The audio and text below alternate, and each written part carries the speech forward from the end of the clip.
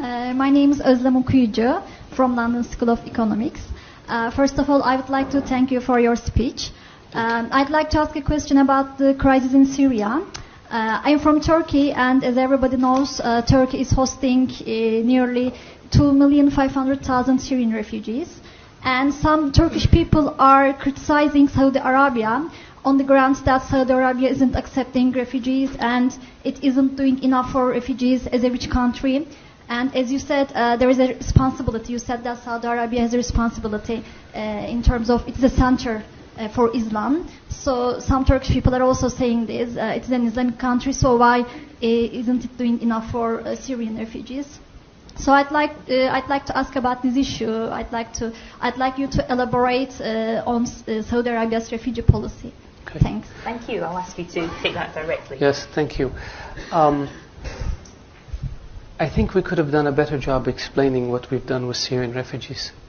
Saudi Arabia has issued more than 2.5 million visas to Syrian refugees since the crisis began. We put out a statement. Nobody noticed it. 2.5 million came to Saudi Arabia. I think 600,000 or 700,000 still remain in Saudi Arabia. Not one of them lives in a refugee camp. And not one of them lives in a tent. Because the custodian of the two holy mosques ordered that all Syrians who come to Saudi Arabia be provided residency permits so they can send their kids to school, so they can have access to medical care, and they can have access to social security, and they can get a job. We don't have one Syrian. Of all the Syrians who came to Saudi Arabia, 2.4 million, not one of them lives in a tent. And the same thing we did with Yemenis. Since the war in Yemen began, almost 1 million Yemenis came to Saudi Arabia as refugees. And the same policy was applied to Yemenis.